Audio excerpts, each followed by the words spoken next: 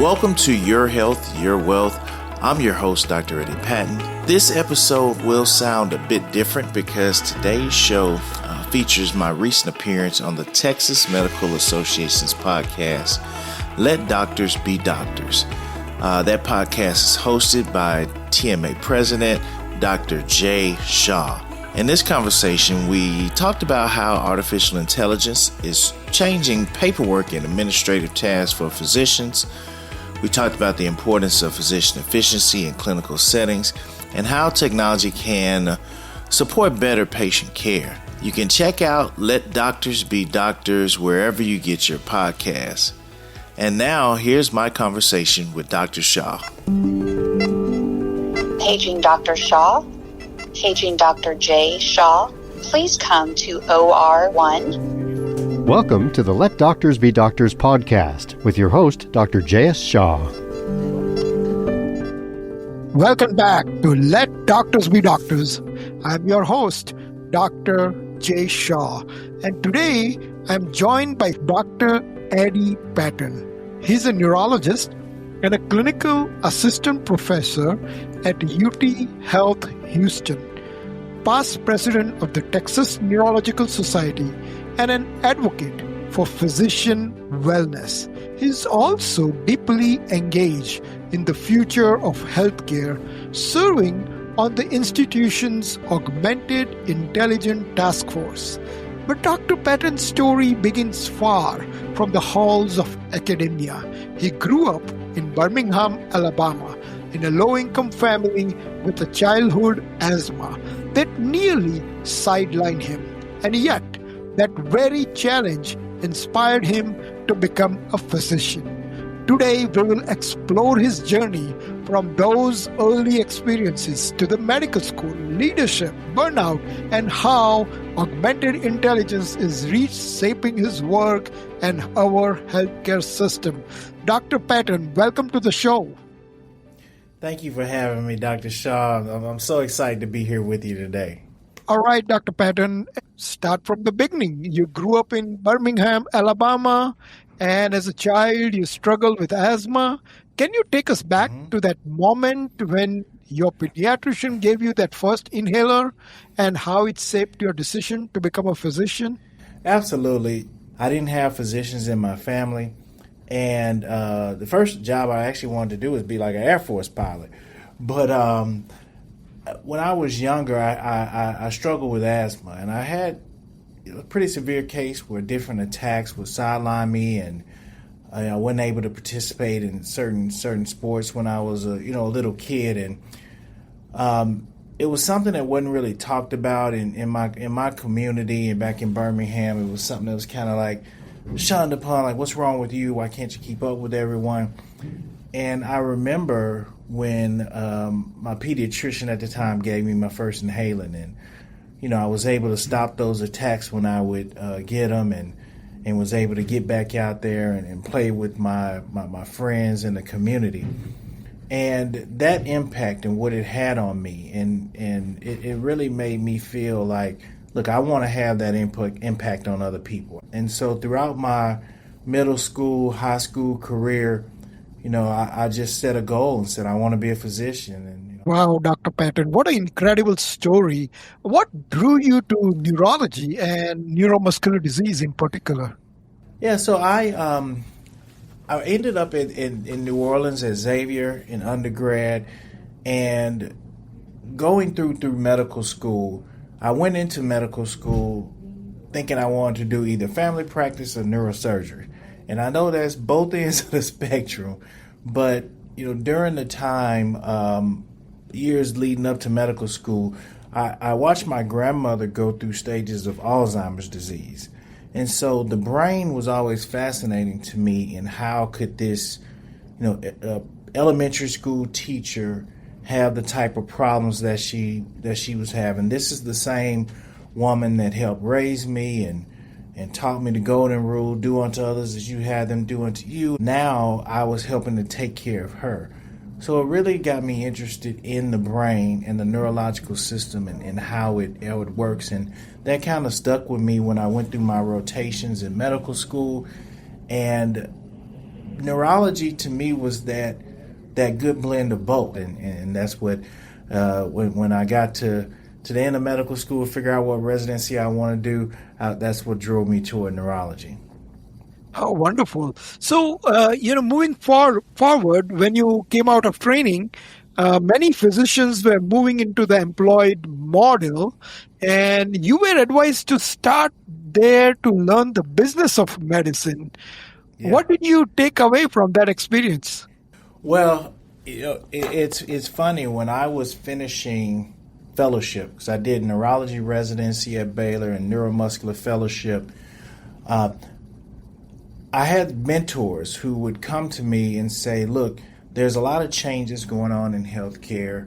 I don't think we do a good enough job of teaching business and the business of healthcare to residents and fellows. And I did not know the business of healthcare. And so a lot of my mentors and so forth said, look, the best thing to do, go into an employee situation where you have administrators and others taking care of it, and you can learn from them rather than going out starting on your own and you're trying to learn how to take care of people and learn how to run a practice at the same time.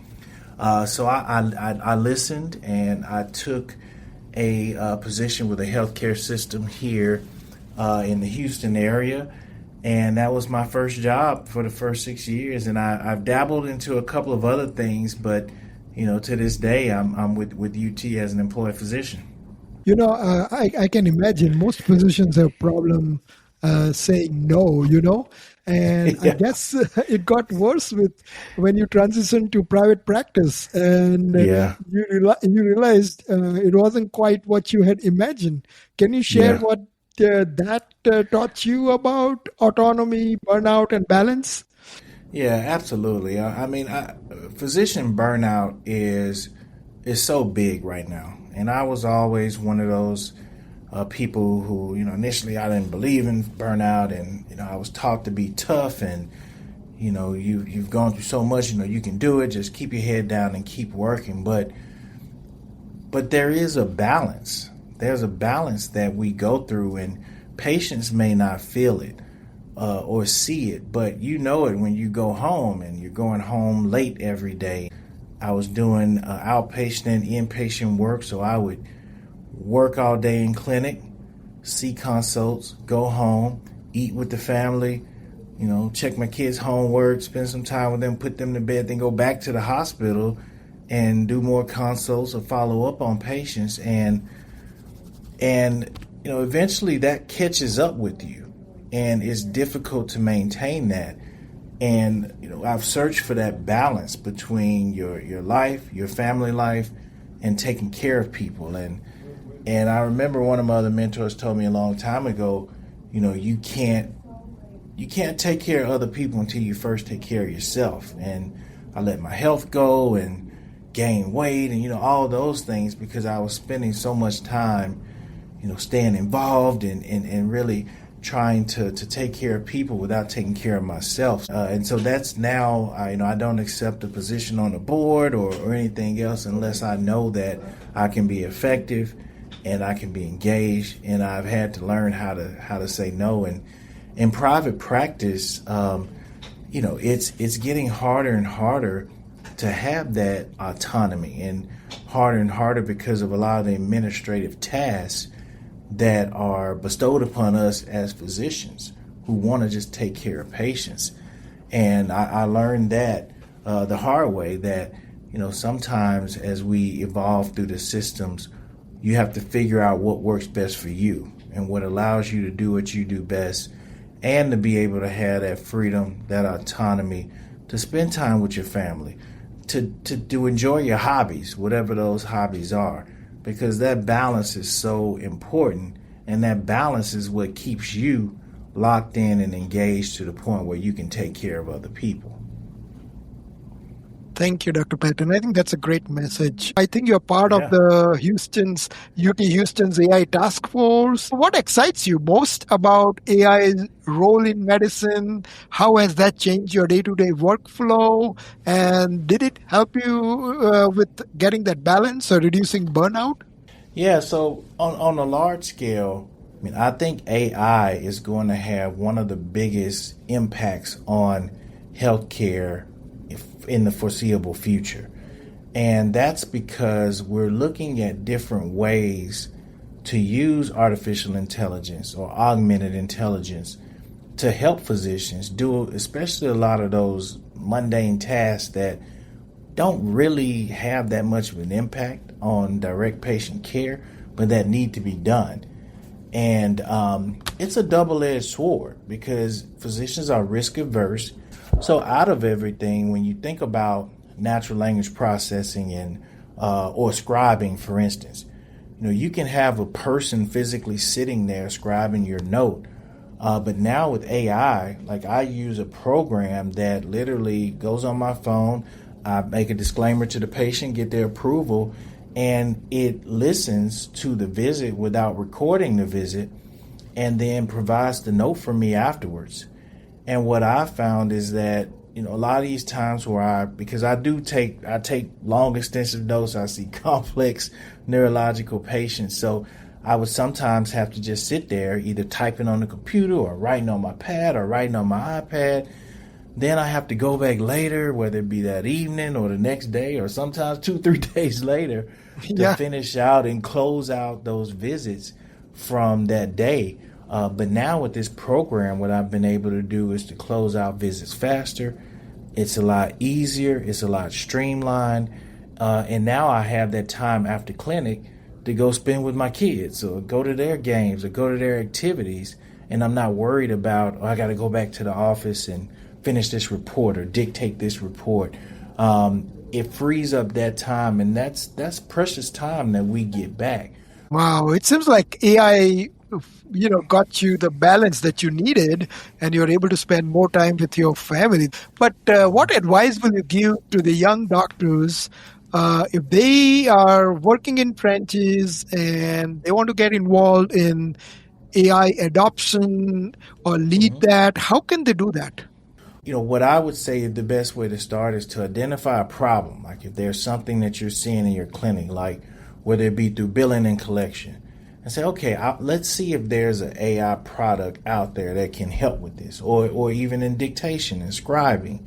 Let's see if there's an AI product that can help me, and if you do a search to figure out those things and figure out if it's for you. It's not a matter of if AI is integrating into healthcare. It's a matter of when and how fast, because it's happening and it already has happened. So it's important that, it's not one of those things that you want to just sit back and wait on. Oh, absolutely, Dr. Patton. So rightly said. And, in closing, I would like to, talk about your personal life. And I know you like spending time with your wife and your kids, especially taking them to baseball games. What does that family time mean to you? Well, it means everything. I think, again, we spend so much time taking care of people, and it's, this isn't a job like other jobs where once you clock out, you clock out. It is mentally can be draining. You often go home and you're thinking about, did I do enough for this patient, or maybe I should have ordered that, or maybe this patient would benefit from treating this. So it's hard to turn that off. But my kids and my family, they're so active and with sports and with school. That's really a outlet for me. There are a couple of things that I do that I think have been burnout prevention for me. One of them is staying involved with House of Medicine. So TMA, Texas Neurological Society, AMA.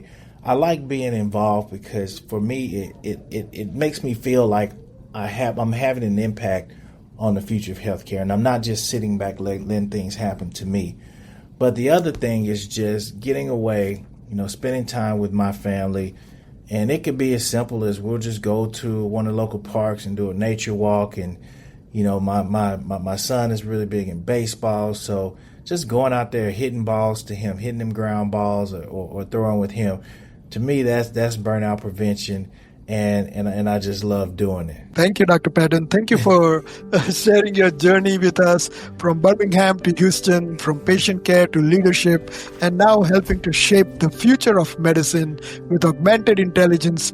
Your story is a reminder that innovation and compassion can go hand in hand, and that reclaiming our time as physician is not just about us, but about giving more back to our patients and families. To our listeners, thank you for joining us on the episode of Let Doctors Be Doctors. If you enjoyed this conversation, share with your colleagues and leave us a review. Together, we can build a healthcare system that lets doctors do what we do best, care for people. Until next time, I'm Dr. Jay Shah. Stay well and let doctors be doctors.